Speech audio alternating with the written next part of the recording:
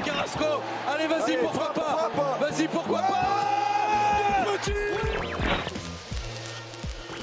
J'ai un scoop pour vous. Penalty sur Ronny Lopez à la 61e. J'ai demandé pourquoi on n'est pas revenu sur la VAR, mais la VAR ne fonctionnait pas. Le Colombien qui a pris dessus, il a réussi son dribble. Falcao, oui, il est bon. Ce soir, je vais dire tout haut ce que tout le monde pense tout bas. Radio Diagonale, la web radio 100% rouge et blanche. Bonjour, bonsoir à toutes et à tous. Nouvel épisode de votre équipe type All Time, c'est le deuxième épisode. Et avec moi pour continuer cette belle équipe, il y aura une nouvelle fois Boris et Damien. Salut messieurs. Bonsoir. Bonsoir à tous, sauf à ceux qui mettent Fabien Barthez dans leur 11 type All Time. Eh ben, Coucou. Donc bonsoir Damien. Bonsoir Maurice, ça va? Ça va et toi? On est content de faire cette émission là tous les deux un petit peu, on va pouvoir parler en tant que spécialiste. On prendra l'avis aussi de deux auditeurs. Et donc les deux auditeurs en question, il y a Arthur qui lui n'était pas là la semaine dernière mais qui nous rejoint. Salut Arthur. Ouais, salut à tous. Voilà, j'ai bien mis Barthez. Voilà, c'est ce que j'allais dire. Tu m'avais soutenu dans mon choix, ouais. Certes discutable, mais discutable. Mais qu'on avait su défendre toi en off et moi pendant l'émission au mieux, j'espère. Avant de commencer donc justement l'émission, messieurs, aujourd'hui, on va s'attaquer à la défense centrale et au milieu de terrain défensif, milieu de terrain centraux. La semaine dernière, nous, on vous avait expliqué rapidement comment on avait décidé de faire nos équipes. Arthur, t'étais pas là, donc rapidement, également, toi, ton son de cloche, comment t'as articulé ton équipe dans ta tête, en fait? On a eu la chance d'avoir des résultats des années 60, on l'a dit, jusqu'à l'année dernière, jusqu'à il y a 2 ans, on va dire. Donc j'ai essayé de répartir les rôles et de mettre des joueurs un petit peu à chaque poste. Voilà, tout en essayant de mettre de côté les préférences personnelles. J'ai fait une petite infidélité à ce point en mettant Barthez et en essayant aussi ça peut faire débat je vais faire preuve d'humilité. Je connais sûrement moins que vous l'histoire lointaine de l'AS Monaco. Donc j'ai dû faire abstraction de tout ça. J'ai essayé de ne pas mettre trop de joueurs que je ne connaissais pas. Voilà. De toute façon, on nous a fait remarquer qu'on était vieux sur Twitter, donc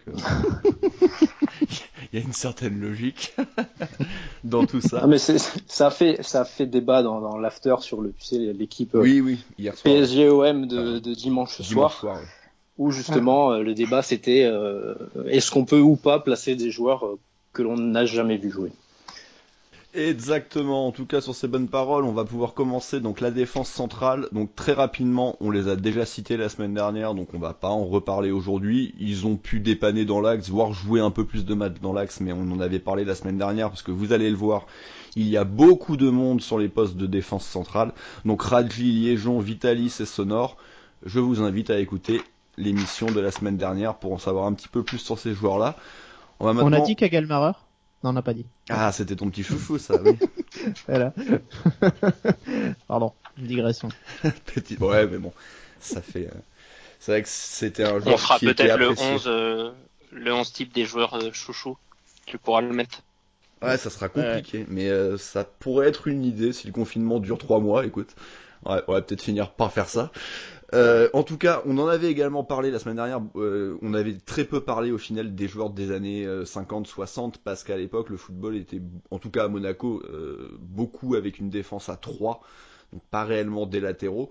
Pour le coup, ils vont avoir la part belle ce soir, messieurs, et justement, Damien, je vais te lancer sur les 2 premiers joueurs, 2 joueurs justement de cette époque-là, dont on aurait pu un peu parler la semaine dernière parce qu'ils étaient plutôt excentrés, mais on a décidé d'en parler plutôt ce soir.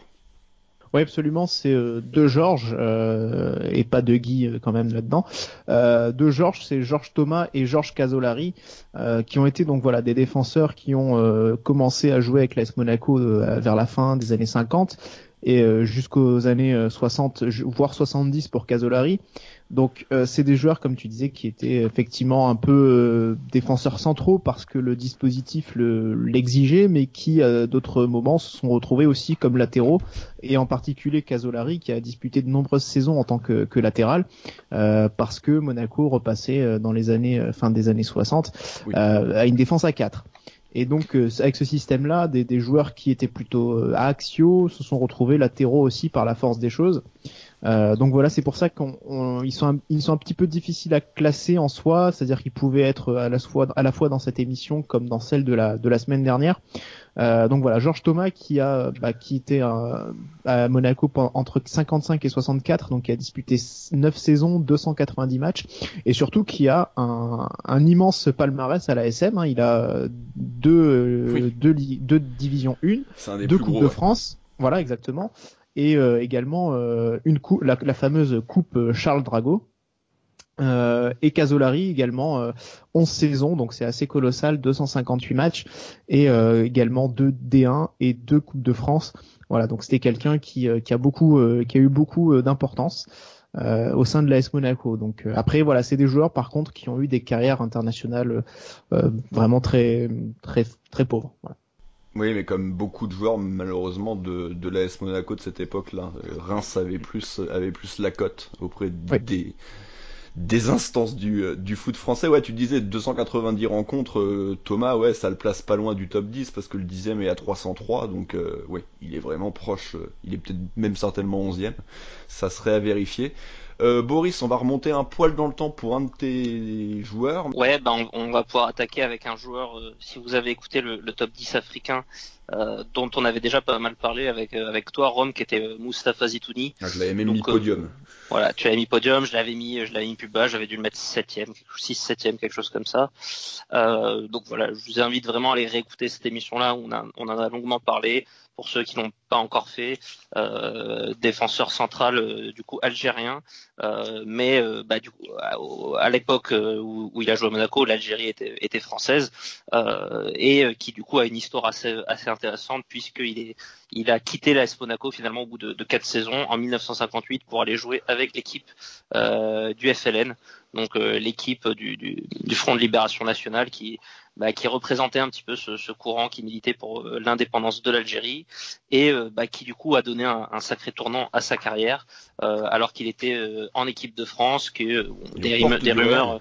Des rumeurs l'envoyaient. Il y avait déjà des rumeurs à l'époque. Foot Mercato l'envoyait au Real Madrid, et finalement il a mis de côté toutes ces possibilités-là pour aller rejoindre son j'allais dire son équipe nationale, c'est même pas le cas, quoi. C'est vraiment une équipe une équipe de cœur, quoi. Je sais même pas comment dire ça. Et voilà. Et alors que c'était de la résistance, tout simplement.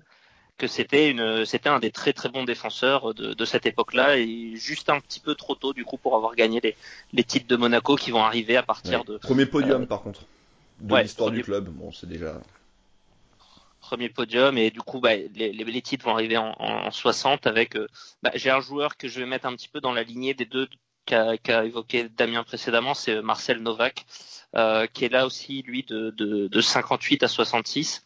Alors lui, juste le truc un peu con, c'est que donc il a de 58 à 66, mais il part une année 62-63, donc il rate le doublé en fait. Il fait, je sais pas pourquoi, il part une année à l'Olympique Lyonnais. Du coup, il a pas ces deux titres-là. Il a quand même du coup la Coupe de 60 et le championnat de 61. Mais voilà, un joueur qui jouait souvent dans cette défense à 3 aussi, et qui a quand même 266 matchs. C'est ce qu'on appelle une quenelle. Ouais, voilà, c'est pour ça qu'il est parti à Lyon. Voilà. Et par contre, je vais finir avec un joueur sûrement beaucoup plus fort, et qui va faire un peu exception à ce que vous disiez avant sur les joueurs qui n'avaient pas de carrière internationale, puisque c'est Raymond Kelbel, l'Alsacien, qui lui pour le coup a 35 sélections en équipe de France, qui a participé à 2 Coupes du Monde. Ce qui pour l'époque est énorme, 35. C'est pas comme maintenant 15 matchs par an, quoi. Ouais, il y avait sûrement pas des matchs contre Saint-Marin et le Luxembourg. Mais il a la Coupe du Monde 54 où il jouait pas encore à Monaco, et puis surtout la Coupe du Monde 58 où du coup il va être 3e de cette Coupe du Monde, la Coupe du Monde des Copas, des Fontaines, la Révélation Montpellier et tout. Donc voilà, il faisait partie de cette équipe de France là. Et puis surtout, pour Monaco, c'est le capitaine en fait des équipes de 60 et 61. Il y a un peu moins de longévité que les joueurs qu'on a déjà cités. Il y a 6 saisons et 187 matchs. Par contre, un joueur sûrement beaucoup plus fort, beaucoup plus patron de ces défenses-là, et du coup avec lequel moi j'ai beaucoup hésité, qui a failli être dans mon équipe type, et finalement j'ai opté pour un autre patron, mais on y reviendra du coup plus tard. Ouais, pour le dernier, on y reviendra, mais c'est vrai qu'entre Kelbel, Thomas, Casolari et Novak, on a quand même 4 joueurs qui sont à 200 matchs ou plus. Donc oui, forcément, il fallait les citer, et 200 matchs ou plus, et des titres jusqu'à 4. Arthur, toi, on va se rapprocher un petit peu plus de notre époque, du coup. Les deux indissociables de 2000, de la période début des années 2000, Schillaci et Julien Rodriguez. Sébastien Schillaci, c'est 160 matchs avec Monaco, 15 buts, ce qui est un total assez important pour un défenseur. Il a joué entre 98 et 2006, mais bon, c'est surtout entre 2002 et 2006 qu'il a brillé avec Monaco, lancé par Didier Deschamps, où est-ce qu'il a été prêté 2 ans en fait, pendant ses jeunes années monégasques, 2 ans à Ajaccio. Ouais. Lancé titulaire par Deschamps lors de la saison 2002-2003, qui pour moi est l'une des plus belles saisons des 20 dernières années.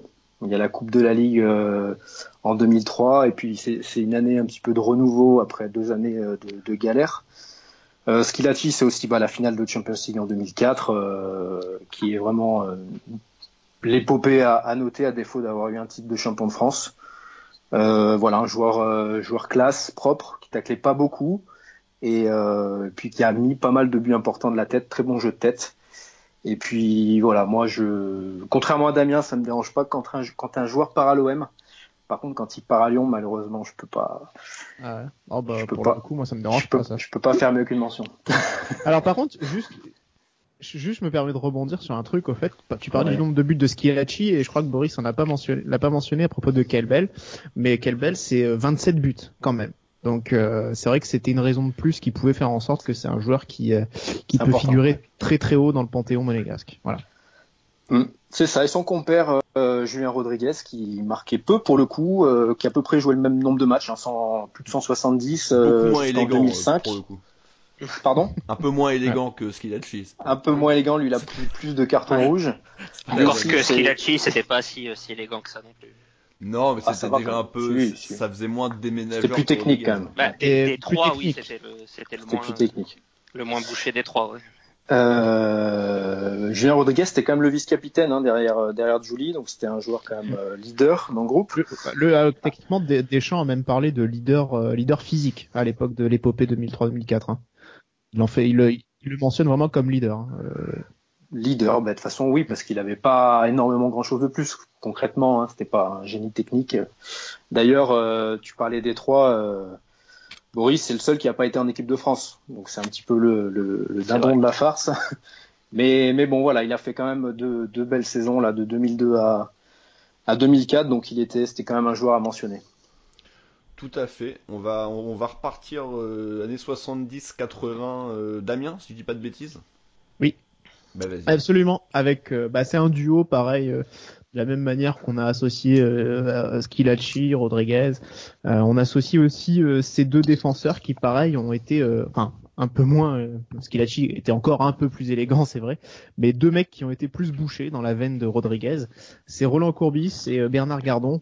Donc là, c'était les mecs qui n'hésitaient pas à aller au carton, qui avaient la petite technique pour mettre un bon tampon dès le début du match, pour prévenir l'adversaire que il allait falloir être plus malin que ça pour les battre. Donc ces deux mecs-là qui ont quand même joué, qui sont arrivés en même temps en 1977. Donc ils ont venu pour renforcer un secteur défensif avec un peu plus d'expérience. Courbis est resté 5 saisons jusqu'en 82, il aura gagné du coup 2 Ligue 1 et une Coupe de France pour 155 matchs, tandis que Gardon sera resté un petit peu moins longtemps, il aura du coup juste un championnat en moins que Courbis. Courbis que j'avais d'ailleurs mis dans mon équipe type des années 81 parce que c'est vrai que j'ai toujours apprécié le personnage un peu en couleur, toujours une sympathie pour le bonhomme qui lui aussi d'ailleurs a toujours eu aussi un amour véritable pour la principauté, donc je pense qu'il y avait un petit échange, dire un petit peu un peu sentimental, on va dire. Il aurait Mais bien voilà. il aimait entraîner là-bas. Et oui, ça c'est clair. Il aurait aimé entraîner Monaco, c'est une évidence. Mais voilà, c'était deux joueurs qui ont eu de l'importance, notamment dans la conquête du premier titre à la fin des années 70.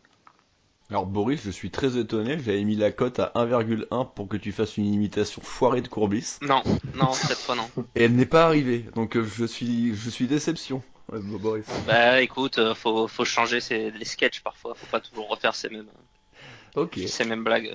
Ok. Bah justement, Boris, toi je vais te lancer, alors là on va être plutôt fin des années 80. Ouais, avec si tu veux, je te fais une imitation de Patrick Battiston après avoir rencontré Harald Schumacher.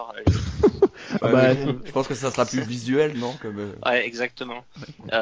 Battiston, ouais, qui du coup joue 2 saisons seulement, ce qui fait que il a pas vraiment sa chance pour être dans le 11 type all-time. Alors si je dis pas de bêtises, il me semble qu'il était dans celui du club, le dernier qui était sorti. Exactement. Tout à fait. Parce que sûrement que sur la qualité c'était pure. celui du club, mais c'était sur des votes. C'était sur des votes. Ouais. Hein. Oui, voilà. Ouais. Mais j'imagine que sur la qualité pure, c'est pas forcément déconnant. C'est vraiment un des grands joueurs de l'équipe de France des années 80.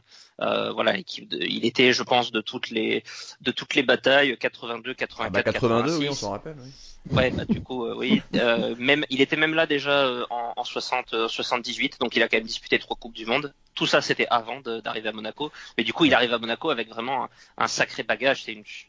Je sais pas si on peut utiliser le mot star pour cette époque, mais voilà, ce serait presque comme si on avait eu un Laurent Blanc à la fin des années 90, quoi, pour donner un repère à ceux qui ont connu cette période-là. Parce que c'est Marseille qui l'a eu. Voilà, exactement. Lui, il a fait sa carrière essentiellement à Bordeaux avant de venir à Monaco. Et ça va être un des piliers notamment 88, c'est le titre de champion avec l'arrivée de Wenger. Et 89, il y aura une finale de Coupe de France perdue face à l'OM où il prendra assez cher, notamment face à Jean-Pierre Papin. Mais voilà, c'est un très grand joueur du football français de cette époque-là et qui a joué à Monaco pas très longtemps puisqu'il va repartir à Bordeaux au bout de 2 saisons. Il y a 86 matchs au final uniquement. Et du coup, j'enchaîne avec celui. Ils n'ont pas joué ensemble, du coup. On pourrait dire presque que l'autre lui a succédé, c'est Roger Mendy. Le fameux. Voilà, le fameux Roger Mendy, qui lui a son palmarès à une Coupe de France en 91 et des transferts Western Union de Bernard Tapie sur plusieurs saisons. Voilà, c'est toujours pareil, on en a parlé pareil dans le top 10 Afrique. Vous aurez un peu plus de détails. Joueur qui sur la qualité était vraiment un excellent défenseur central de cette époque-là. Il a joué lui 3 saisons, il y a un peu plus de longévité, il y a 115 matchs. Il y a que cette Coupe de France comme titre. Il y a une finale de Coupe des Coupes aussi, mine de rien, dans des. Et puis il y a le parcours aussi en 90 où je pense qu'ils font demi-finale en Coupe des Coupes. Donc les 2 premières vraies épopées européennes, on va dire. Et voilà, par contre il y a ces soupçons, on va être gentil, les soupçons de comme quoi il aurait un peu été impliqué dans des arrangements avec l'Olympique de Marseille. Voilà, donc ça a jamais forcément été prouvé ou quoi que ce soit, mais il y a des très forts soupçons là-dessus. Donc voilà, c'est un joueur qui sur sa qualité pure méritait d'être mentionné quand même. Arthur, Glick, Carvalho, année 2010. On les avait mis tous titulaires de cette décennie-là, il fallait les citer. Ouais, alors Camille Glick, quand on va écouter l'émission, on va se dire mais pourquoi j'en connais certains qui ont eu cette réaction, Damien. Voilà. On va surtout mentionner le fait qu'il est là pour sa saison 2016-2017. Il était arrivé en provenance du Torino, joueur pas très connu, international polonais. Il jouait justement l'Euro en 2016 au moment où il avait signé à Monaco. Au total, là, il en est à 166 matchs. Le titre en 2017 où il a été, si ma mémoire est bonne, élu meilleur défenseur central, je pense, de la saison. Enfin, du moins, il était dans l'équipe type, sûrement avec un Parisien. Beaucoup de buts, on parlait de Schilacci tout à l'heure, très bon joueur de tête. On se souvient également de son but face à Leverkusen. On en parlait avec Boris, je sais pas si vous étiez là ou pas encore, mais c'est vrai que maintenant c'est un petit peu parti en sucette, Glick, même si là ça va un petit peu mieux depuis 2-3 mois. Mais en termes de pic, il est quand même dans le haut. Après, c'est court, c'est qu'une saison, mais c'était vraiment du très très Puis pour le coup, c'est vraiment le pic de sa carrière. Je pense là, on peut dire que ça aurait été au plus fort de sa carrière en tant que joueur de Monaco. Ok, il y a le titre, mais sur une saison, est-ce qu'un mec comme Abdenour a pas fait une plus grosse saison aussi lors de l'année avec Jardim? Saison pleine, non. Elle fait 3 mois la saison de La réponse est non. Non, la saison 2007 de Glick, elle est exceptionnelle, honnêtement. Oui, après, on sait qu'il y a aussi au milieu de terrain, quand même. Donc, et on a souvent parlé du la milieu de terrain. 2018 reste vraiment bonne aussi, je trouve. Oui, c'est le 2018, on refait deuxième quand même. Oui, mais la saison, on se fait un peu pourri quand même. Mais ça, on se fait chier, c'est autre chose. Mais je veux dire, là, on a fait sur l'équipe type de la décennie. Je crois pas que quand on a fait la décennie 2010, je crois pas que quelqu'un ait mis Glick titulaire, si. Si, tout le monde a mis Glick. Si. Tout le monde a mis Glick titulaire dans la décennie. Glick Carvalho, qui tu voulais mettre d'autres. C'est l'évidence même. Oui, non. Même toi, Damien. Même toi. J'ai oublié cette équipe-là. Je crois que j'ai mis Givet, moi. T'as peut-être mis Kagelmacher, mais bon. J'ai eu très envie, oui. Non, mais après, il y a toujours un prisme un peu déformant sur les plus récents. Oui, honnêtement, est-ce que ce qu'il a tiré Rodriguez n'ont pas eu aussi des passages à travers? Je sais pas, mais est-ce qu'ils sont vraiment plus hauts que ça? Non, mais c'est sûr que sur cette année-là, c'est trop, bien sûr, pour faire plus que de la mention. Même la mention, on en débat, mais c'est vrai qu'il était vraiment monstrueux sur l'année du titre. Ouais. Et Carvalho, qui lui n'a pas de titre. Carvalho, il a le titre de champion d'Europe 2016 avec le Portugal au moment où on ne sait pas s'il était joueur encore ou pas de Monaco. Alors Carvalho, lui, il est arrivé en 2013 en provenance du Real. Il était plutôt en fin de carrière, hein. Sa saison était quand même derrière lui. Il avait gagné la Ligue des Champions en 2004 contre nous, avec Porto. Mais à l'époque, on remontait ça va, toi, entre la finale de l'Euro 2016 et la finale de la Ligue des Champions de 2004, on n'aurait pas dû t'inviter. Hein. Non, mais c'est vrai que son expérience a fait du bien, parce qu'on remontait de Ligue 2 à Ligue 1. Il avait été associé à Bidal et très vite, il s'est imposé comme un boss derrière. Donc voilà, il était à noter. Terminer les mentions, Damien, il nous en reste un petit peu tout seul, parce que les autres, vous l'aurez bien compris, si on les cite pas, c'est qu'ils sont peut-être titulaires dans certaines de nos équipes. Franck Dumas, qui avait fait l'unanimité, on l'avait tous mis titulaire de la décennie 90, ou peut-être pas tous, mais pas loin. Exactement, tout seul, mais pourtant pas des moindres. Hein. Donc c'est Franck Dumas qui a une grosse carrière à Monaco, qui pareil lui aussi a des saisons un petit peu, des très bonnes saisons et souvent des saisons un peu moins bonnes. C'était un défenseur qui était assez dur, pareil, voilà, un peu dans la même veine que certains dont on a parlé avant, mais qui avait aussi une vraie sécurité au poste. Sauf dans ces périodes de moins bien où là il se transformait souvent en vrai maillon faible et où souvent des fois les adversaires vraiment le ciblaient en particulier pour jouer dessus. Donc voilà, c'est un joueur qui est resté entre 92 et 99. Franck Dumas, il a eu donc une période très importante avec cette saison disputée et notamment du coup 282 matchs, c'est quand même un total important, et surtout en Europe, mine de rien, c'est 35 matchs aussi disputés avec Monaco, et il a donc en plus en point d'orgue ce magnifique titre de 1997. Où il était capitaine. Et il était effectivement le capitaine. Oui, un joueur important de l'histoire du club. Et il quitte Monaco, voilà, puisque Monaco a trouvé son remplaçant, Philippe Christenval, que certains pourraient s'étonner qu'on ne mentionne pas, mais on a fait ce choix parce que c'était un peu léger. Bon, en disant que c'était trop léger, tu l'as mentionné au final. On va pouvoir commencer nos titulaires. Alors on va tout de suite crever l'abcès. Hein. On va demander à Arthur de donner ses deux titulaires et de nous expliquer pourquoi. Surtout le premier, Arthur. Alors, le premier que vous avez mentionné avec lâcheté et mépris lors de l'émission sur les latéraux, c'est Gaël Givet. Donc effectivement, moi aussi, quand j'ai écrit son nom, je me suis demandé si j'avais pas pris des substances illicites avec Fabien Barthez. C'est dur le confinement. Hein, c'est dur. Hein. T'aurais peut-être dû faire ton équipe avant le confinement. Et je l'ai pas modifié, tu vois, je suis resté un petit peu sur mon positionnement. Bon, à l'image de sa carrière, hein, c'est pas le joueur qui m'est venu en premier. C'est un joueur qui a toujours fait un petit peu bouche-trou. Ça a été aussi un petit peu le mien, mais en me renseignant un peu plus, je me dis que c'est pas forcément incohérent quand on regarde nos critères all-time. Donc j'y vais. C'est plus de 230 matchs en 2000 et 2007. 230 matchs, on doit quand même pas loin d'être dans un top 20 longévité, je pense. Il est formé au club. C'est voilà, donc critère longévité, fidélité, c'est toujours un petit plus. Il remporte la Coupe de la Ligue en 2003.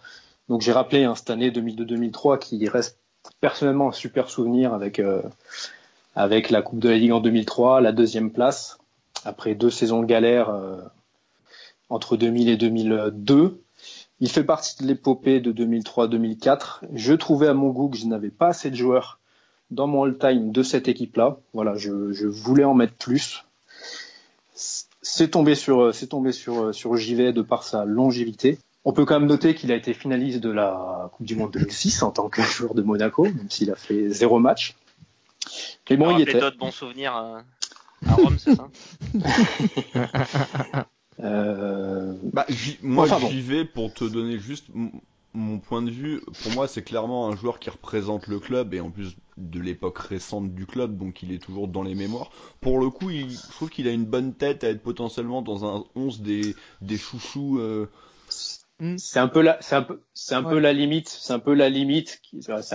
qu'il y a avec l'équipe Bolton. T'as complètement raison. Après, voilà, vraiment en mettant un petit peu en posant, je me dis que ça, c'est peut-être le petit truc de subjectivité. Il a quand même l'identité.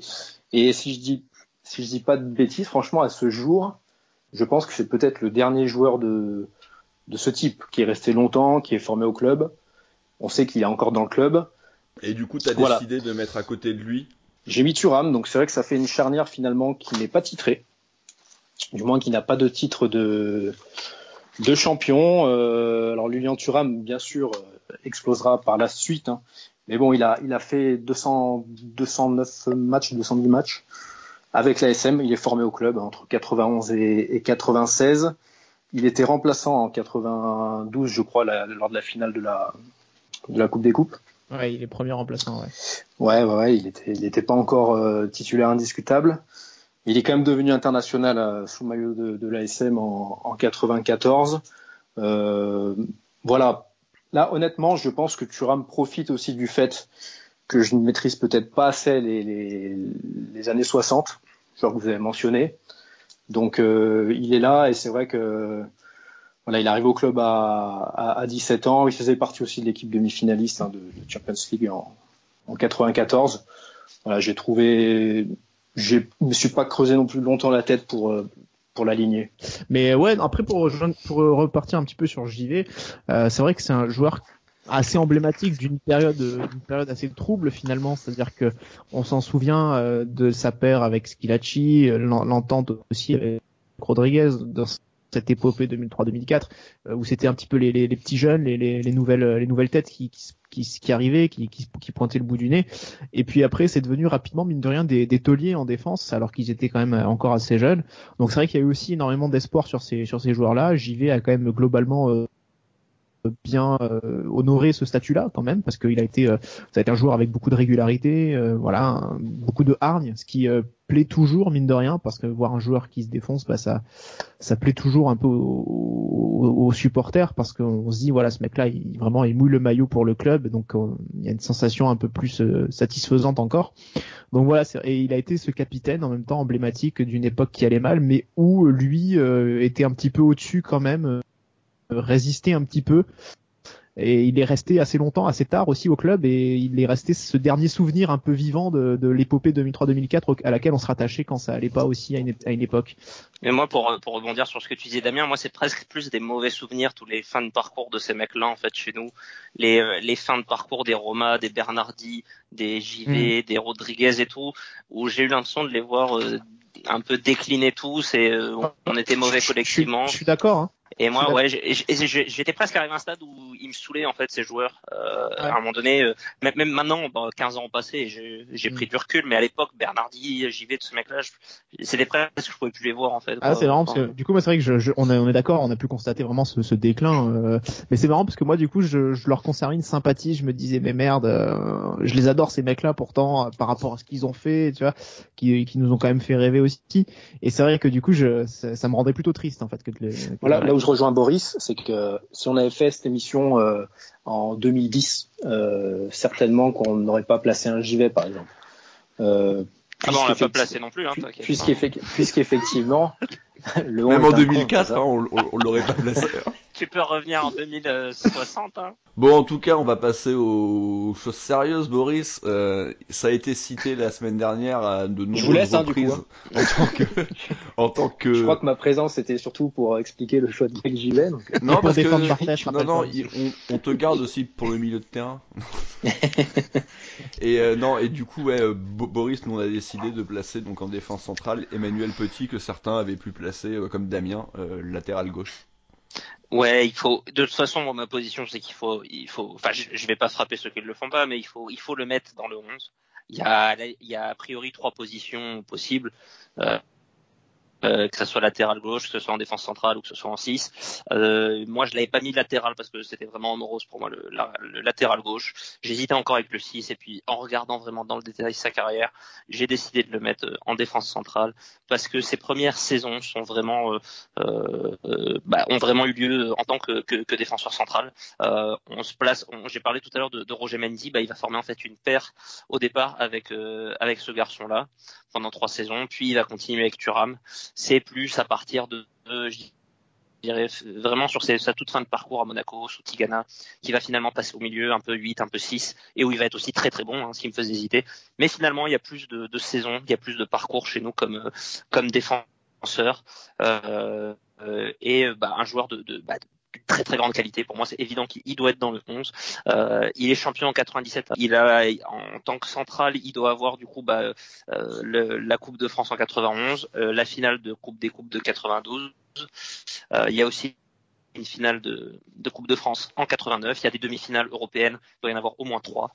Il y a au final 9 saisons pour 292 matchs.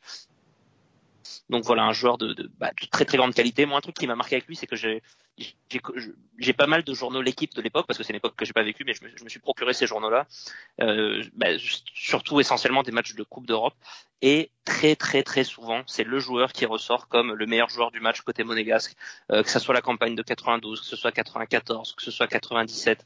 C'est des choses qui m'ont marqué en fait, et ça avait vraiment l'air d'être un joueur de grande qualité, qu'on a pu apprécier après en équipe de France et à Arsenal.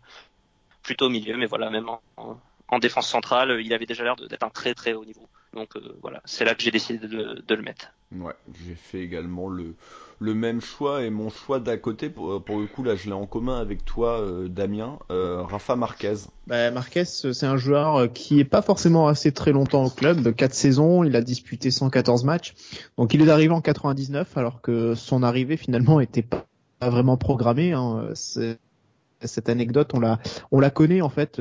C'est Henri Biancheri, donc qui assumait les fonctions un petit peu de scouting aussi au sein de l'AS Monaco. Ah, Damien qui raconte une anecdote, c'est déjà un bonheur. Vas-y.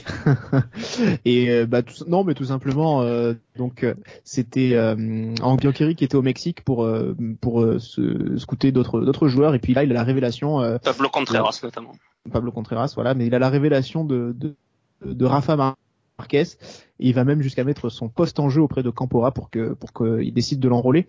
Donc voilà, c'est un joueur qui arrive en 99 et immédiatement, alors que la défense centrale, enfin toute la défense et la ligne défensive est jeune, puisqu'on compte des Sagnols pareil qui ont 20 ans, et en fait il va se montrer révélé vraiment comme un patron au sein de cette défense. Donc il va tout de suite lui la bonifier et s'imposer vraiment comme donc ce patron. Donc c'est rare des joueurs qui si jeunes ont eu un impact aussi fort au sein d'un collectif, et pourtant ça a été le cas de Rafael Marquez.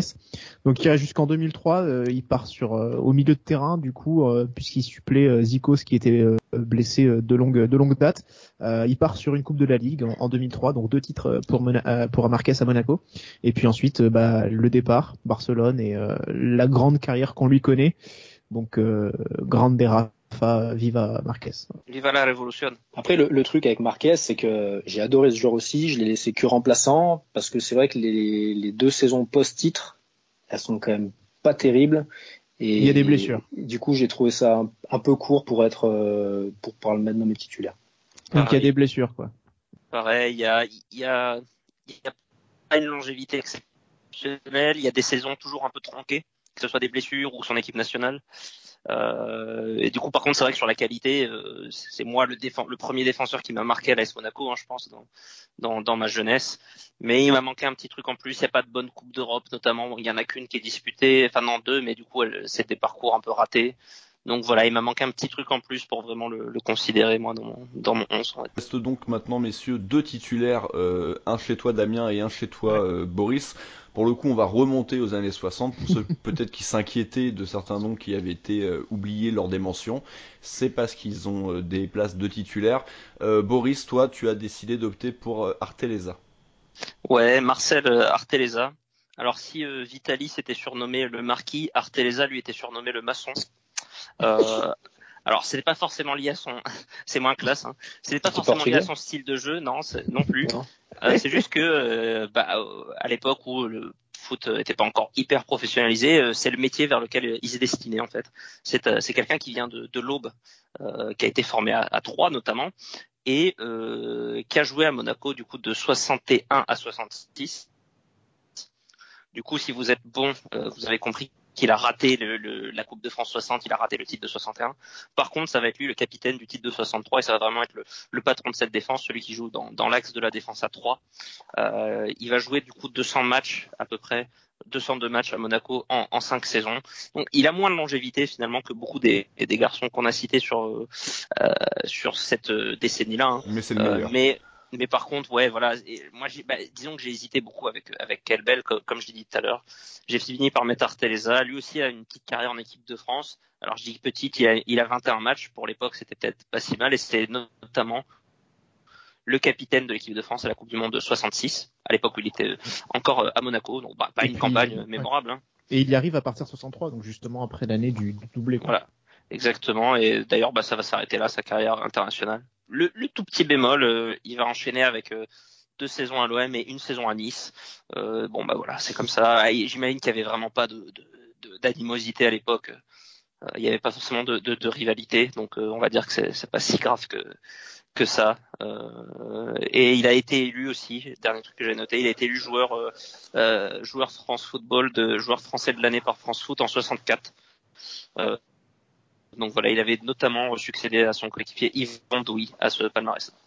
Oui, mais moi je l'ai vraiment en 3e, donc vous vous doutez qu'il sera très certainement lors de la dernière émission. Damien, toi t'as fait pareil un choix d'un joueur de cette décennie-là, seul vrai monégasque. C'est ça. Il est 10e des joueurs les plus capés au club avec 303 rencontres. C'est Armand Forquero. Moi j'en ai 304 à égalité avec un autre joueur dont on parlera plus tard au milieu de terrain. Mais voilà, effectivement Armand Forquero, donc du coup qui a été le compère de la défense d'Arteleza justement. Voilà, et qui sera donc il arrive à Monaco en 61, il repart en 72, donc c'est 11 saisons avec Monaco, ce qui est énorme. C'est le palmarès également comme Arteleza avec les deux championnats de France de division 1 et la Coupe de France également de 63. Il y a également, alors j'ai enfin trouvé, parce que souvent des fois juste une petite voilà pour raconter qu'en fait on regarde beaucoup sur SM Foot et c'est vrai qu'il y avait un titre que je n'arrivais pas à voir, souvent que Christophe rajoutait dans ses bases de données. En fait, en 61, il y a le vainqueur, le challenge des champions. Voilà, c'est un titre en plus. Voilà, pour être complet.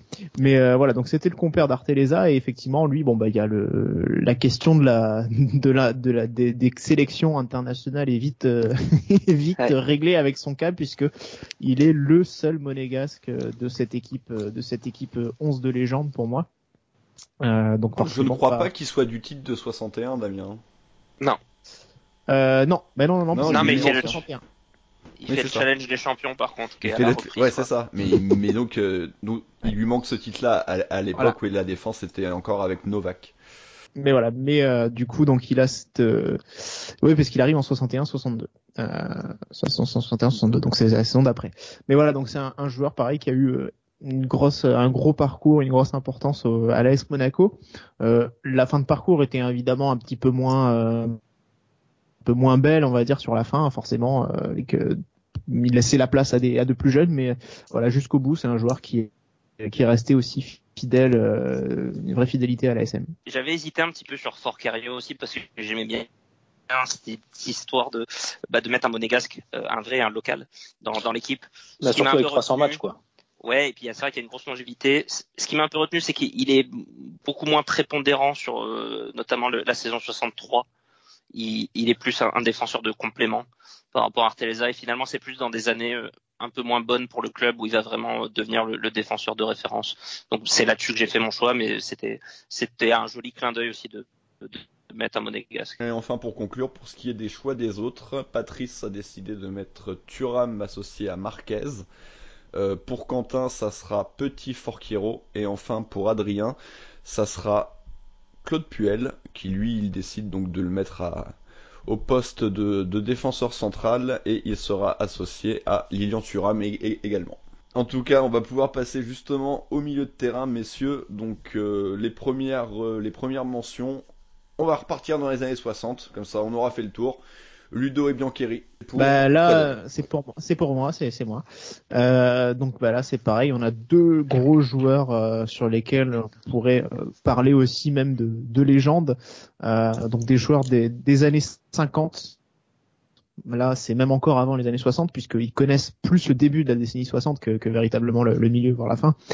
Donc c'est François Ludo, le premier, qui évoluait donc au poste disparu désormais d'Inter, ce qu'on appelait Inter dans les dispositifs en WM, donc ce qui était les numéros 5 et 6.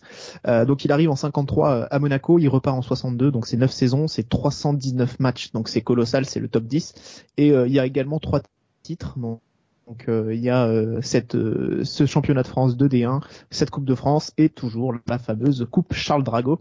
Donc c'est un joueur qui a également aussi au début de sa carrière dépanné en défense. Voilà, il a également été défenseur à la fois au début et également sur sa dernière saison. Donc une complémentarité de sa part, et qui a formé quand même de très belles paires avec Henri Biancheri, donc dont on va parler, qui on le sait maintenant est décédé il y a peu, voilà, donc auquel tout le monde a rendu un vibrant hommage, parce que on sait également le parcours et l'importance qu'il a eu à la SM. Cette saison disputée entre 57 et 64, 264 matchs, ce qui est aussi un gros total, et pareil 4 titres, donc 2 championnats de France et 2 coupes de France.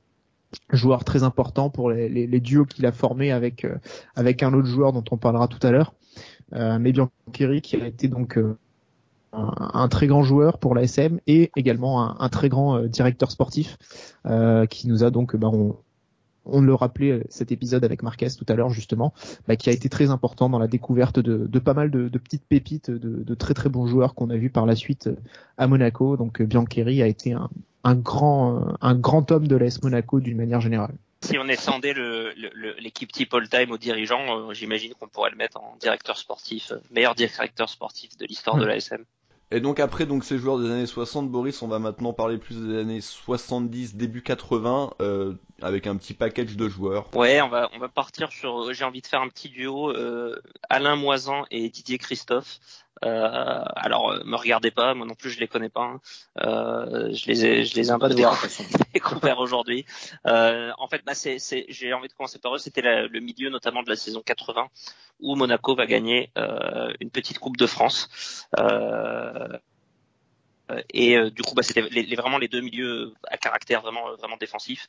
Ils seront. Alors, je regarde, Christophe était titulaire en finale et Moisan aussi, mais Moisan joue un petit peu en défense. Donc voilà, des milieux plutôt travailleurs, c'est pas forcément des joueurs très connus qui ont eu des carrières internationales.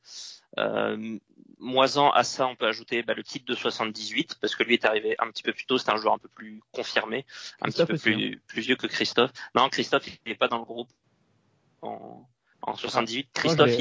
Christophe, il est de 82, lui, plutôt. En fait, Christophe était formé au club, donc il était un peu dans le club, j'ai regardé. Il a joué un petit peu en 77, Christophe, et en 79, mais j'ai pas de match pour lui en 78, donc je pense qu'il n'est pas officiellement champion. Par contre, lui est resté plus longtemps, et il a le titre de 82. Il a 3 saisons vraiment en tant que titulaire, donc au final, Christophe, il est là sur 6 ans, il va jouer 126 matchs, donc c'est pas énorme sur 6 ans, mais voilà, j'ai dit, il y a vraiment 3 saisons où il est titulaire, et pour Moisan c'est 3 saisons et 137 matchs, donc c'est voilà, beaucoup plus complet, 3 saisons vraiment pleines de son côté, avec quand même deux titres assez importants. Et le troisième, juste pour compléter, qui qui est un peu à cheval aussi sur cette époque-là, c'est Barberis, le Suisse. On en avait parlé pas mal dans le 11 type des années 80. Plutôt en offensif pour le coup. Ouais, ça fait partie, et ça sera pas le seul, des joueurs un petit peu difficiles à classer, parce que nous on a vraiment opté pour un 4-4-2 à plat, et t'as beaucoup de joueurs qui sont un peu, surtout à cette époque-là, t'avais beaucoup de 8-10. On se souvient l'équipe de France avec tous les Gengini, Platini, Giresse, Tigana, etc. Pas facile de classer certains de ces joueurs-là. Finalement, comme il y avait un peu moins de monde au milieu, on les a mis plutôt sur les milieux défensifs aujourd'hui. Et Barberis, voilà, c'est vraiment une star en Suisse, un international suisse. Il est venu à Monaco. Un grand pays de football, ouais. Bah écoute, je cite les faits, hein. Et il est du coup du titre, lui, de 82. Un joueur qui mettait pas mal de buts parce qu'il a joué 3 saisons, 121 matchs et 36 buts, et notamment 11 buts la saison du titre. Et voilà, un joueur un peu plus classieux pour le coup que ceux qu'on avait cités auparavant, un peu plus relayeur, meneur de jeu, et qui avait fait un très beau passage et qui avait vraiment marqué les mémoires à Monaco. Arthur, toi, 2 joueurs très importants des années 2000 et 2010, Lucas Bernardi et Joao Moutinho. Ouais. Bernardi, lui, il est arrivé sur la pointe des pieds en 2001 à la SM en provenance de Marseille. Je me souviens, je comprenais pas forcément ce choix. C'était un joueur qui avait pas trop réussi encore en France. Et puis, Deschamps l'a installé au milieu de terrain avec Zikos. En 2002, il est resté jusqu'en 2009.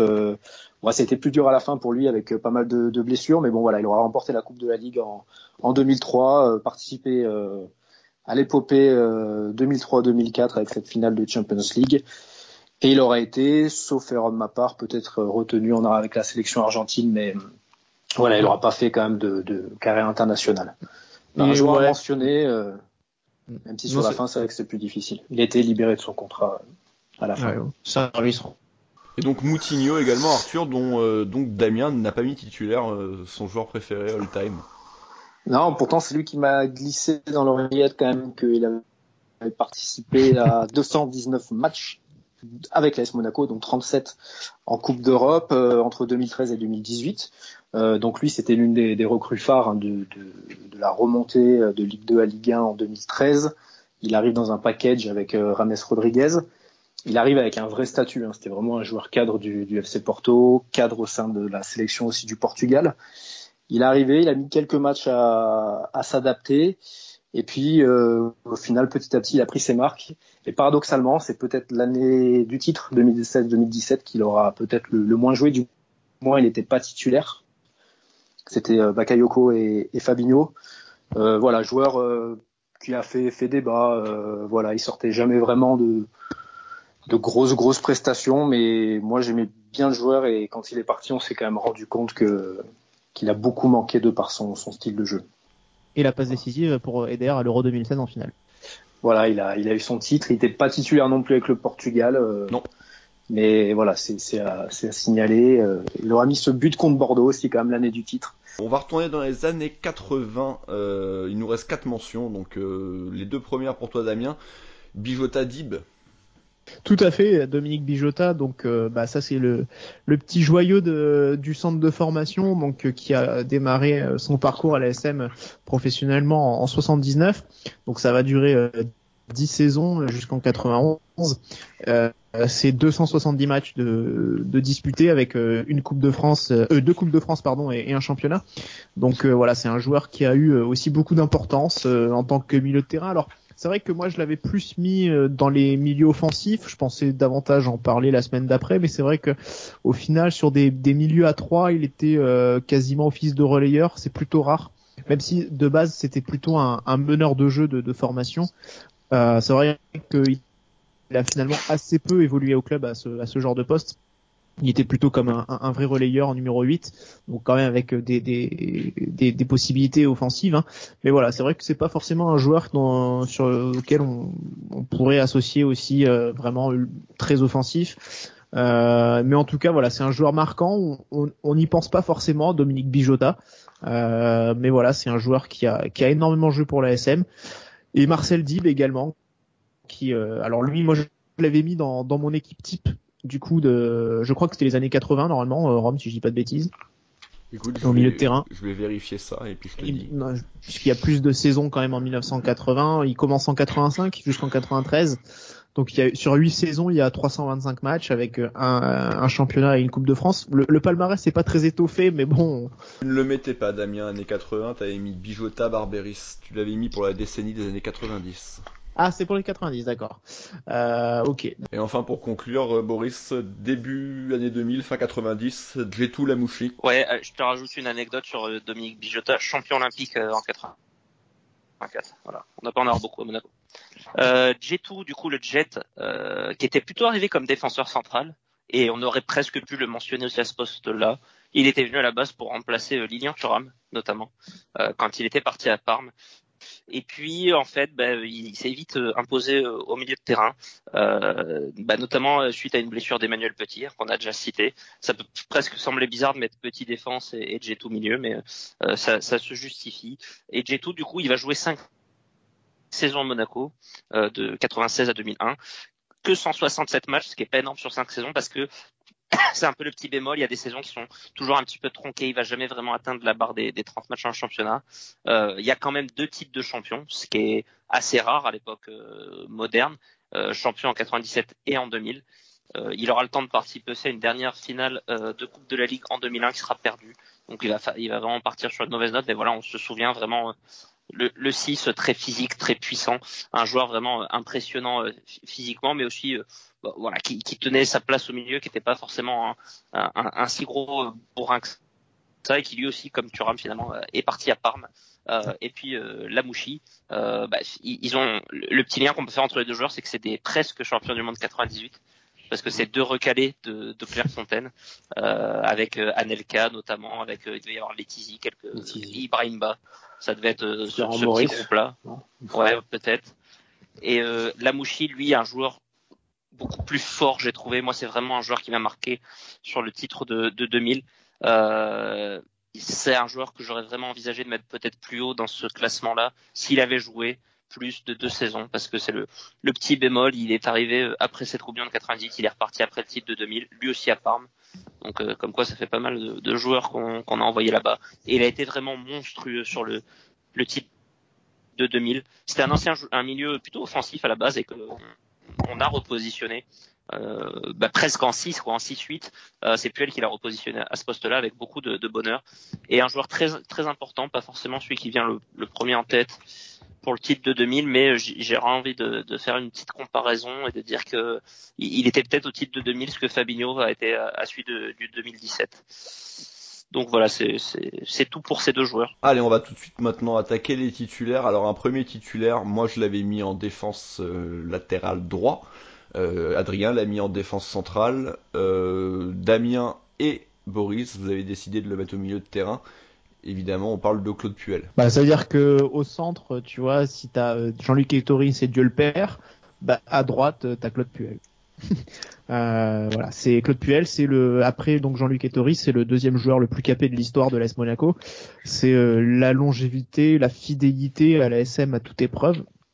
602 matchs en tout, donc c'est colossal en 17 saisons. Donc il commence en 78, c'est un joueur formé au club et il raccroche les crampons en 96, donc dans toute sa carrière comme un autre et dont on parlera plus tard que j'ai mis titulaire. Et il n'aura connu que l'ASM. Parcours de joueur qui est ensuite immédiatement récompensé entre guillemets par un poste dans le staff, dans l'encadrement, donc en tant que coach, en tant que préparateur physique, et puis ensuite il deviendra le coach qui connaît des débuts difficiles mais qui va quand même mener un groupe au titre en 2000. Donc ça c'est Boris qui vous en parle dans la série, dont l'épisode récent et dernier épisode est sorti lundi. Donc voilà, c'est Claude Puel qui a également 4 trophées avec l'ASM, 2 championnats et 2 coupes de France. Donc c'était un joueur pareil, voilà, c'est pas un joueur qui a eu forcément une grande carrière au niveau international. Il a pas je suis même pas sûr qu'il ait des sélections au final. Non, il y en a pas. Voilà, il y en a pas, et en fait il a pas sans doute très très peu sollicité, mais c'était vraiment le joueur de devoir par excellence, le joueur, le taulier du vestiaire, celui qui trichait jamais, qui se donnait toujours à fond, qui était toujours complètement au taquet en tant que aux entraînements comme en match. Voilà, c'était une stabilité, on va dire, j'ai envie de dire presque émotionnel à toute épreuve. Donc voilà, et ça a pas changé en tant qu'entraîneur. Il était entraîneur comme il était joueur. Seul point négatif, c'est sa carrière d'entraîneur quand il est à Lyon et qu'il nous fait descendre en Ligue 2. Mais bon, on aurait aimé, je pense que par fidélité, par loyauté, il s'aborde son équipe. Mais il est parti en mauvais terme de Lyon, donc tu pouvais limite penser, espérer un petit complot quand même. Voilà, quitte à se faire jarter, bon à la rigueur tu t'arranges, tu fais les choses bien. Mais bon, on peut pas vraiment lui en vouloir non plus, c'est notre faute bien sûr, mais voilà, c'est vrai que avec un homme comme ça, on pouvait même pousser le vice jusque là. Mais voilà, donc c'est quand même un joueur d'une grande importance, un relayeur, un récupérateur très très très dur au mal. Donc pas forcément le joueur le plus élégant, pas forcément le joueur le plus en vue, mais un joueur, un pilier vraiment dans tous les sens du terme. Boris, pour compléter, vu que c'est également ton choix. Ouais, non, j'ai pas grand chose à ajouter. Damien en a très bien parlé. On en avait déjà parlé dans l'émission d'avant. Et puis, j'ai fait une petite émission dédiée aussi à Claude Puel dans ma série des années 2000. Donc voilà, je pense que tout a été dit sur le grand Claude. Tout a été dit sur le grand Claude. Alors maintenant, on va parler d'un titulaire qu'on a en commun, Arthur et moi. Alors Fabinho, alors moi je l'ai mis titulaire, évidemment, pour moi, indiscutable. 233 rencontres avec l'AS Monaco, donc il fait partie également quand même du gratin, et spécifiquement dans ces années où, on le répète suffisamment, il est plus compliqué maintenant de pouvoir garder des joueurs, surtout d'un tel niveau. Évidemment prépondérant lors du titre de 2017, peut-être même au final le joueur le plus important de tous. Celui en tout cas dont on a vu le plus son départ, parce que jamais remplacé encore. Certains départs évidemment ont fait très mal, les Bernardo Silva, les Mendy, mais je trouve que celui qui a le plus laissé un gouffre vraiment derrière lui, c'est Fabinho, alors que pourtant on était censé avoir avec Tielemans trouvé entre guillemets son remplaçant, mais ça n'aura jamais été le cas, évidemment. J'ai oublié ce mec-là en fait, Tielemans. J'ai zappé son nom de ma tête, de ma mémoire. On voit maintenant ce qu'est en train de devenir sa carrière, et voilà, on parlait tout à l'heure de Ligue des Champions, lui est déjà allé la chercher. Très clairement, pour moi, c'est un titulaire indiscutable. Également, comme je l'avais dit en préambule de la première émission, j'ai essayé de récompenser un peu toutes les époques et tous les titres, à minima, toutes les saisons avec un titre. Et du coup, là, voilà, pour l'instant, j'étais très années 80, 90. J'avais commencé à attaquer un peu les années 2000 avec Rafa Marquez. Donc, de cette décennie-là, 2010, s'il ne devait en rester qu'un, il serait peut-être second. Mais en tout cas, il est quand même titulaire de mon 11 all-time. Et Arthur, t'as fait le même choix. Ouais, complètement. En plus, si jamais dans le 11 all-time, on cherche un tireur de péno, c'est toujours bien de l'avoir dans l'équipe. Il a mis contre Dortmund. Exactement. Il en rate connaît la suite. À 0-0, oui. Exactement. Il en rate un, je crois. J'ai pas réussi à trouver le nombre total de pénaux qu'il a marqué. Et le nombre, il a mis 28 buts lors de son passage à Monaco. Il a mis quelques buts dans le jeu. J'aurais dit une vingtaine de pénaux. Ouais, ça doit être ça. Ouais. Je pense. Il a mis 28 buts. Donc un mec valeur sûre, quand même. Le mec jamais blessé. Ouais.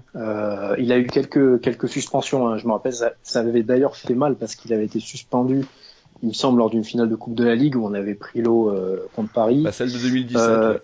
Le 4. Ouais, le match où on prend 6-1 à Lyon. Alors il était peut-être pas encore milieu, même si ça commençait, mais il était suspendu. Voilà, à chaque fois que ce mec a été absent, on l'a ressenti. Et maintenant on le ressent depuis 2 ans. Et on le ressent toujours. Il a fait un début de carrière à Monaco, c'était son début de carrière quand même, en tant que latéral droit. Il nous rappelait un petit peu Maicon. Puis finalement, la bonne trouvaille de Jardim, quand même. Souvent, il a dû le replacer au milieu pour combler à des blessures. Parce qu'on se souvient, à Arsenal, il fait un match énorme, il était au milieu, puisque Almami Touré était passé à droite. Il avait remplacé Toulalan, je crois, qui était pas là. Donc ça s'est fait petit à petit, et vraiment un joueur qui m'aura marqué moi durant son passage à Monaco, et comme toi, Rome, que j'ai placé aussi parce qu'il nous faut des mecs du titre 2016-2017. Ouais. C'est vrai que j'ai un peu plus de mal avec ce choix-là. Enfin, il peut se justifier un peu comme pour Marquez, hein, cela étant un peu pour les mêmes raisons et pour les mêmes plus longtemps quand même. Un peu plus, mais un peu plus pour les mêmes raisons que le choix de Marquez a pu être critiqué notamment par Arthur. Mais c'est vrai que c'est des saisons très moyennes quand même aussi. Alors il y a la saison du titre où effectivement il explose complètement à la face de tout le monde. Mais l'année d'après, sa saison est vraiment moyenne. Les saisons d'avant, pour moi, il est pas milieu de terrain, à part quelques exceptions. Donc, il est les plutôt gros matchs latéral. de Ligue des Champions en 2015, il joue souvent au milieu. Saison moyenne, j'ai un peu de mal quand même sur la saison 2017-2018. On fait second encore. Vous avez vu ce que c'est des saisons moyennes. On a vu un joueur qui avait pas trop la tête à Monaco pendant 6 mois, qui était pas vraiment là. Enfin, on va mettre des mecs titulaires alors qu'ils sont descendus en Ligue 2. Hein. Enfin, je vous dis ça comme ça. Hein. Oui, non, mais d'accord. Il y a d'autres arguments à leur faire valoir aussi, tu vois. Non, mais il y a des arguments qui fait que pour moi, je peux aussi, je ne le mets pas. Pour moi, quand il y a la moitié de son parcours à Monaco qui est en plus en tant que latéral droit, où je l'ai trouvé d'ailleurs franchement moyen, j'ai pas forcément envie de le mettre. Et la deuxième saison, bon, effectivement, certes, on fait deuxième, mais la saison est pas terrible. Pendant 6 mois, monsieur fait la gueule parce qu'il voulait partir et il est pas bon, pas très bon. Je suis désolé. Donc, pour moi, je trouve un peu limite pour moi de le mettre. Après, il a effectivement beaucoup de matchs, c'est vrai, parce que Arthur l'a rappelé. Et c'est vrai que c'est un joueur qui, on se souviendra aussi de ce joueur pour 2 choses en particulier, sa compétence et sa réussite sur les pénaltys, où il était très très fort dans l'exercice, et effectivement cette capacité d'enchaîner les matchs avec énormément de régularité, parce que jamais blessé, ce qui était assez exceptionnel. Ouais, mais moi en fait c'est pas tant le problème de Fabinho, c'est plus le problème autant, et c'est vrai qu'on le répète assez souvent, malheureusement, il y a beaucoup de joueurs qui sont un peu oubliés parce qu'ils sont trop vieux, les années 60, les années 70. Autant je trouve qu'on est souvent aussi dans l'excès inverse des années très récentes. Et enfin, il faut quand même se rendre compte de la période qu'a été cette période-là du club, où on a enchaîné que des podiums, où on fait demi-finale de Ligue des Champions, où on est champion en battant tous les records de points, de buts. Pour moi, c'est la plus grande saison de l'histoire du club.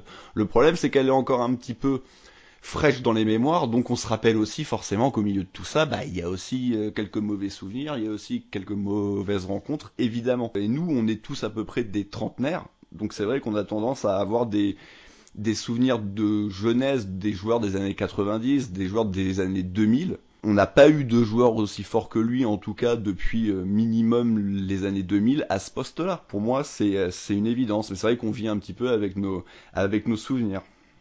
Mais je suis d'accord sur le côté récent, ouais. En termes de niveau au milieu de terrain, je suis d'accord qu'il a sans doute eu un niveau que peu ont eu au club à ce poste-là.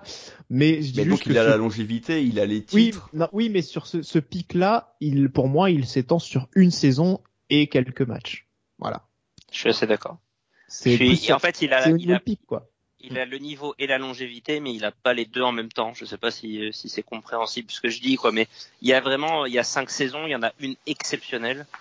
On pourrait dire qu'il y en a une correcte bonne, et il y en a peut-être 3 qui sont correctes moyennes, quoi. Fabinho était pas international quand il jouait arrière droit chez nous. Il était vraiment très moyen. C'est quand il a explosé en 6, et honnêtement, il mérite d'être mentionné en discussion. Et il était pas rappelé, hein, d'ailleurs. Bon, on sait pas pourquoi. Il n'était pas latéral. Non, parce qu'il le voulait comme latéral. Ouais, mais il y avait injustice, tu vois. Mais du coup, il était pas rappelé. Donc, si tu prends que les données brutes, à mon avis, tu vas te dire Fabinho, ouais, mais il a été jamais latéral, jamais international à Monaco. C'est bizarre. Pourtant, il était très bon en milieu de terrain, tu vois. Quand tu dis qu'en fait, il n'a qu'une bonne saison, ça, pour moi, c'est pas possible de dire ça. Qu'il en ait une exceptionnelle, c'est une chose, mais toutes les autres sont bien supérieures à même à la meilleure de Moutinho. Je suis pas d'accord. Je suis pas d'accord non plus. Je suis pas d'accord. Non, je suis désolé. Moi, je suis loin d'être d'accord. Les saisons en tant que latéral, pour moi, elles sont très moyennes. Moi, je me souviens de la saison 2018. On avait déjà lancé la radio, on débriefait les matchs, et moi, je le mettais très souvent. Enfin, je me souviens que j'étais très dur avec Fabinho à l'époque. Je le mettais très souvent moyen. Il s'est un peu repris sur la deuxième partie de saison, mais je vais pas réécrire l'histoire aujourd'hui en disant qu'il avait fait vraiment une bonne saison. Donc après, je suis assez d'accord avec toi sur le fait que je pense que on peut pas avoir le même filtre et la même focale sur les joueurs qu'on a vu jouer, et surtout les joueurs récents. Et du coup, ils vont partir. Et c'est sûr que Puel et d'autres mecs qu'on a mis, ils ont forcément fait des saisons très très moyennes. Mais non, mais pas que Puel. C'est vrai que Puel, c'est peut-être. Oui, mais même sûrement Manu Petit, même même dans les autres mecs qu'on a cités, même Mais même Arteza. Rafa Marquez ou même deux joueurs dont on va Même parler Barthez, plus tard, qu'on a qu'on va cité, peut-être hein. mettre titulaire comme un Ludo Giuli. Il y a beaucoup de saisons moyennes aussi. Non, mais c'est pour ça que je Mais t'ai on dit s'en rappelle que moins. Et c'est pour ça que je t'ai dit que les choses, enfin Parce qu'on les a pas vus surtout. les arguments Giuli, tu les as vus. Giuli, je me rappelle moins de lui comme un joueur moyen que Fabinho sur beaucoup de saisons. Enfin, Giuli, je sais qu'il y a plus d'une bonne saison en tout cas. Puis non, mais après les arguments qu'ont énoncé Arthur pour Marquez, je t'ai dit, je peux les énoncer aussi de la même manière pour Fabinho, et c'est ce que je viens de faire, voilà. Je suis assez d'accord, ouais, en fait, pour que ces mecs-là, qui ont un moins de longévité, soient dans mon 11, il aurait fallu que ça soit vraiment impeccable, quoi, sur les saisons, pour lutter avec des mecs qui ont 10, 15 saisons. Il faut que le mec qui en a fait 4-5 soit vraiment impeccable sur ces 4-5. C'est un peu la même logique que j'avais eu sur Barthez. Et voilà, mais après, je peux comprendre qu'on mette une autre focale, et sur le niveau pur, si on prend le pic, effectivement, la saison de Fabinho, je suis pas sûr qu'on ait vu mieux. Même la Mouchi que j'ai citée avant, sa saison 2000 est exceptionnelle. Elle est sûrement un ton en dessous encore de ce qu'avait fait Fabinho, parce que notamment, il n'y avait pas de parcours en Ligue des Champions. Oui, mais parce que moi, encore une fois, ce qui me dérange, c'est qu'au final, on risque d'arriver avec beaucoup d'équipes, en tout cas peut-être les vôtres, où il n'y aura pas un seul mec de 2017. Et ça, pour moi, c'est inimaginable. Mais vraiment, c'est inimaginable. Il n'y en aura pas. Voilà. Donc tu mets aucun mec de la meilleure année du club. Enfin, moi, je trouve pas ça normal, c'est tout. Après que t'en mettes 3, 4, peut-être pas quand même. Mais après, moi, ça me pose problème. Moi, franchement, vraiment. j'ai construit mon équipe. Moi, j'ai construit mon équipe avec des mecs qui me paraissaient incontournables. Parce que il y a plusieurs saisons, il y a une vraie continuité avec une vraie régularité, et des mecs qui s'imposent aussi par leur longévité et la fidélité. Voilà, c'est pour ça que je classe un peu ces mecs en incontournables, et après, entre guillemets, j'ai un peu comblé les trous avec du Rafa Marquez, par exemple, voilà, des gens comme ça. Donc, alors que lui, c'est vrai que j'ai pas mis Fabinho. Oui, non, mais je suis d'accord. 233 rencontres, donc la longévité, il l'a. Oui, mais voilà, mais je suis d'accord. Mais encore une fois, Marquez, il y a eu aussi des saisons moins bien. Mais voilà, il y a aussi des choix qui ont été faits, et je trouvais qu'au milieu de terrain, il y avait aussi beaucoup de gens que je voulais mettre, que je pouvais pas mettre de côté comme ça, quoi. Moi, Fabinho, je lui vois même pas faire une saison pourrie, hein, concrètement. Il a la eu première des est moyenne. Le problème dans le football, c'est qu'il y a des matchs. La première est moyenne. Non, mais la première est moyenne, on peut vous l'accorder, mais elle est quand même pas mal. C'est que non, mais malgré tout, collectivement, Arrière droit, il se faisait péter des câbles, ce joueur. Collectivement, c'est après, quand ça même dépend, que des ça saisons sous le dépend podium. tes goûts, enfin, ça dépend. Ouais. Je le trouvais insipide en arrière droit. Ouais, moi j'aime pas les arrière droits qui montent pas, qui centrent pas, qui percutent pas. Il y a 5 saisons, 5 podiums. Oui, mais c'est un truc que j'avais retenu, quand on avait fait le top 10 des joueurs sud-américains, pour le coup. C'est vrai que le passage collectif est très bon. Merci Jardim. Et après encore une fois, c'est pas le seul, hein, mais c'est après son départ que c'est parti c'est après son départ que c'est parti en sucette. C'est pas après le départ de Rames, c'est pas après le départ d'Mbappé, c'est pas après le départ de Bernard. Si, c'est après. Enfin, oui, c'est une analyse, on va dire. Non, mais c'était peut-être le joueur ou alors c'est parce que c'est Thomas Lemar qui est parti, je sais pas. A priori, ça en tout cas, Fabinho, il devait signer après le titre au PSG. C'est que je pense qu'ils peuvent s'en mordre les doigts. Donc. Après, tu remplaces c'est un profil qui leur manquait, quoi. Après, le problème, c'est que tu remplaces Fabinho et Moutinho par Aoulou et Benasser. Donc là aussi, c'est un problème, du coup. Il y avait tellement. Oui, pardon. Mais je t'ai dit, je l'ai rayé de ma mémoire, celui-là. Non, mais je pense que je comprends ton argument aussi c'est bien de représenter chaque équipe, chaque grande équipe. Après, le truc, c'est que moi, j'ai vraiment pris les postes un par un, et quand je compare, Fabinho, j'arrive pas à le mettre. C'est un des deux joueurs de l'équipe de 2017 sur lesquels j'ai hésité à le mettre dans l'équipe, mais lui il était vraiment derrière. L'autre, on verra plus tard dans d'autres postes si j'arrive à le mettre, mais après, poste par poste, c'est pas si évident que ça, je trouve. Quand tu compares, on n'a pas réussi à en mettre sur la défense. Voilà, il n'y a plus beaucoup d'opportunités. Et je pense pas qu'on en citera plus que deux finalement de le problème, c'est qui pourtant était la meilleure. On est dans une ère où tu n'auras plus des mecs qui vont rester longtemps au club. C'est fini, surtout à Monaco.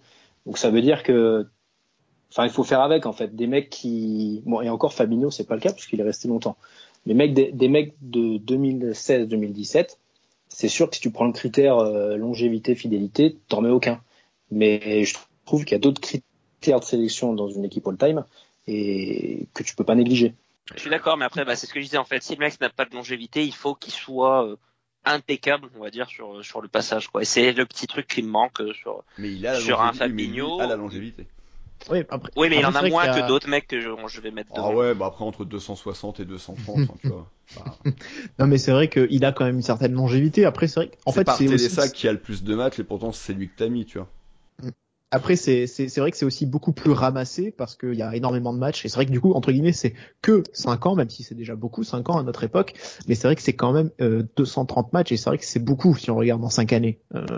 Voilà, donc il y a quand même une longévité. Beaucoup de matchs, mais une longévité qui est correcte, en tout cas à l'échelle du club, forcément, parce que si on fait la moyenne, il y a des gens qui sont restés très très très très longtemps à une époque où on bougeait pas, où il y avait peu de transferts. Ton second titulaire de ton côté, Arthur, c'est Jean Petit. Ouais, exactement.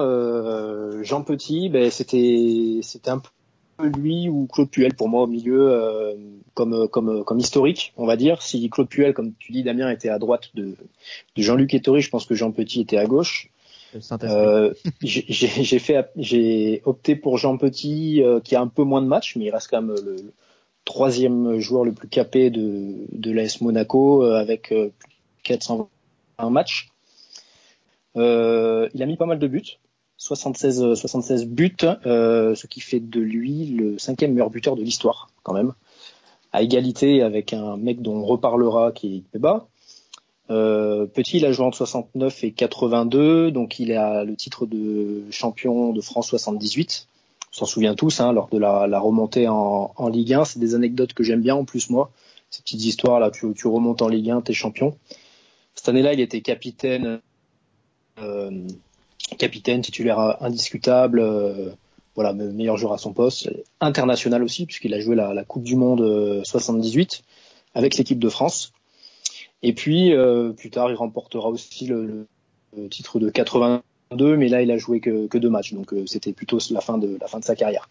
Il gagne aussi la Coupe de France, la Coupe du Monde, j'allais dire, la Coupe de France en 1980. Et voilà, donc Jean Petit, le petit bémol, c'est qu'il a sur ces années-là, donc il a quasiment aucune carrière en Coupe d'Europe. Et puis voilà, à noter aussi sa fidélité pour le club, puisqu'il est resté au club, je crois jusqu'à Ranieri, hein. Il a été successivement adjoint, il a fait quelques piges en tant qu'entraîneur, voilà. Donc personnage du club. J'ai longtemps cru que c'était le père de Emmanuel Petit, hein. Voilà, quand j'étais jeune. Ah oui. J'ai été déçu quand je l'ai appris, mais voilà, c'était mon choix de titulaire. J'ai mis Puel remplaçant. Ouais, c'est un choix que je peux comprendre, je pense. Après, moi, je le voyais peut-être un peu plus dans les milieux un peu plus offensifs. Maintenant, c'est vrai que c'était des joueurs qui tournaient beaucoup. Pour moi, non, à son vrai discrédit, malgré tout, même si je pense qu'il sera peut-être sur mon banc, il y a quand même 2 descentes en Ligue 2. Donc là, voilà, on parlait de saison moyenne. Je pense que là, on est en plein dedans. C'est quand même, je pense, peut-être même le seul joueur qui a vécu les 2 descentes. Alors à chaque fois, on remonte tout de suite, mais quand je vois ce qu'ont pris dans la gueule les joueurs de l'année dernière, je pense que tu fais les saisons des années 70 oui. Dans le contexte actuel, je pense qu'il aurait pris très très cher. Et au final, ces titres sont dans la deuxième phase de sa carrière, donc sur la deuxième remontée. Il est plutôt en bout de course. En 78, il est vraiment présent, mais 82, comme tu l'as dit, il est quasiment plus là. Il y a le critère fidélité, un joueur qui reste aussi dans son équipe quand ça va en Ligue 2. Hein. On a dit que Buffon était le mec le plus fidèle quand il est resté à la Juve. C'est un peu différent, je vous l'accorde. C'est pas pour des raisons carré. C'était pas il y avait peut-être pas la Juve sur Jean Petit. Voilà. C'est mon titulaire aussi, qui est complète avec Claude Puel. Voilà. Donc t'as un paquet de matchs au milieu, toi. Hein. Ah bah ouais. Ouais, je pense que finalement c'est vrai que j'ai axé pas mal d'une certaine manière historique, mais c'est vrai que c'est difficile. Comme je disais tout à l'heure, c'était mettre des incontournables, on va dire, et je trouve que Jean Petit, c'est difficile de l'évincer comme ça, quoi. Bah moi je l'ai pas mis parce que je l'ai plutôt comme Rome, je pense, considéré comme un milieu offensif. Et du coup j'en parlerai plutôt dans l'émission suivante. Alors je sais pas encore si je vais réussir à le caser ou pas. Ça va pas être évident parce qu'il y a beaucoup de monde au milieu offensif, mais voilà, je pense ça rejoint d'autres joueurs dont on a dit qu'ils jouaient peut-être plutôt qui sont difficiles à classer quoi, parce qu'ils ont joué un peu 10, un peu 8, un peu ailier, donc ça peut se défendre. J'ai pas réussi à trouver vraiment la distinction entre milieu offensif, on sait pas bien. Mais c'est vrai qu'il a marqué un paquet de buts quand même pour un 6, donc je peux comprendre qu'on puisse l'aligner un peu plus haut. Pour finir, Boris, on va terminer avec donc notre dernier titulaire à chacun, et ça sera Michel Hidalgo. Ouais, bah du coup moi je vais faire une doublette d'entraîneurs avec Puel et Hidalgo finalement, puisque Hidalgo est aussi devenu un entraîneur renommé, alors pas une grosse parcours en club, mais par contre en équipe de France, où il sera notamment champion d'Europe en 84. Et avant ça, ce que tout le monde connaît peut-être pas, sa carrière de joueur, il y a effectivement un gros passage à Monaco. On revient encore une fois à cette génération des années 60. Il va jouer 9 saisons à Monaco de 57 à 66, 330 matchs pour 31 buts.